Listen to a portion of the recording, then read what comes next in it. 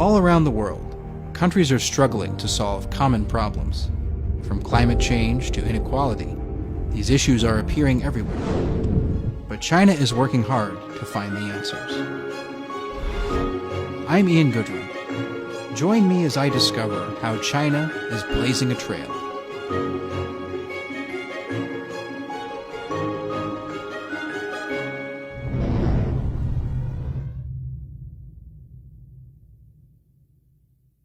In China, no project is too big, no mountain is too tall, and you might say, no bridge is too far. Welcome to Pingtong Bridge. This enormous structure stretches across the Caodu River Canyon in Guizhou Province's Tiannan, Puyi, and Miao Autonomous Prefecture. Its main tower is 332 meters tall, equivalent to a 110-story building and the highest concrete bridge tower in the world. This mammoth construction project was completed in only 3 years and 8 months. So obviously, the construction of bridges like this is really impressive, but for me that doesn't mean anything if the project doesn't lead to people's lives getting better, and if it doesn't mean that there's a social benefit, a public benefit.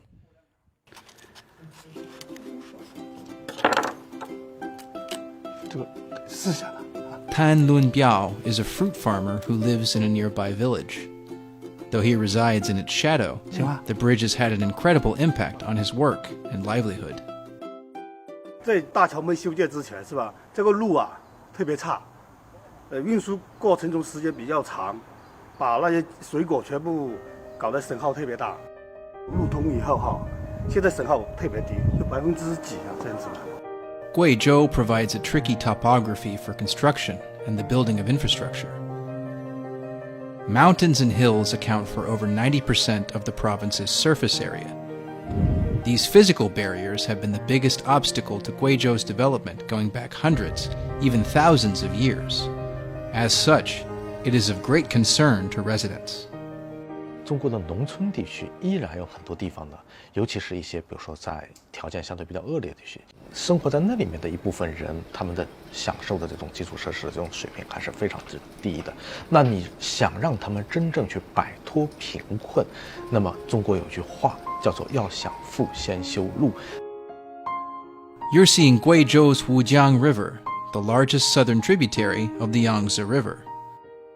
2 years ago, the area now occupied by this mighty bridge was nothing but a valley. There was no electricity and few public services to speak of. But by the end of 2022, the Jinfeng Bridge will open and be fully operational.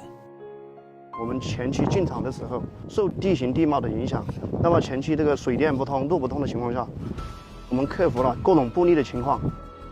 拼档难度很大，拼档的精度很高，各种可能会产生的遇到的困难，我们都预先想到，这样子又节省了时间，也保证了质量。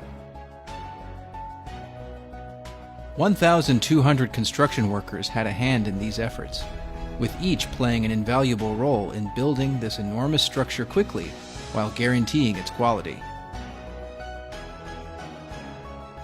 Nearly half of the world's 100 tallest bridges are in Guizhou. By the end of 2021, the province's total expressway mileage had reached 8,010 kilometers, nearly quadruple that of 2011. These roads, at great expense and effort, have overcome historically persistent hurdles by running through mountainous areas and rivers. Villages and communities, formerly divided by an accident of geography, have been brought together through this transportation network, allowing for greater economic, cultural, and social opportunities. 我大学毕业的时候是2004年，那个时候我们贵州的交通事业是非常落后的。到现在18年过去了，我看到的贵州的交通已经发生了翻天覆地的变化，我们的老百姓也脱贫了，然后我们的生活越来越好。这一切，其中一个很重要的因素就是我们的交通事业的飞速发展。 These projects in Guizhou are merely a representative sample of China's overall efforts in transportation. In the last 10 years, the total length of railways and highways in China has increased by 1.1 million kilometers, equivalent to 27.5 trips around the equator. The cumulative high-speed railway track across the country has passed 40,000 kilometers, more than the rest of the world combined, twice over. Landmark projects such as Beijing Daxing International Airport, Hong Kong Zhuhai-Macau Bridge, and the Shanghai Yangshan Deepwater Port serve as testament to China's progress in becoming a transportation power and driving connectivity throughout its vast, diverse landscape. But transportation itself is only a small aspect of China's broader infrastructure development. Though transport is what most people think of when they think of infrastructure, there's a lot more going on.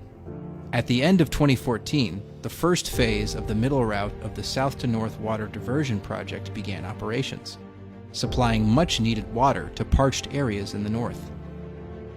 Other types of infrastructure, including digital and internet grids, have seen impressive growth.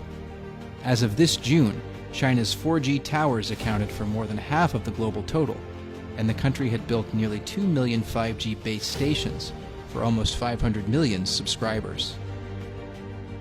Estimates made for the 14th five-year plan period show China will invest 27 trillion yuan into new infrastructure alone.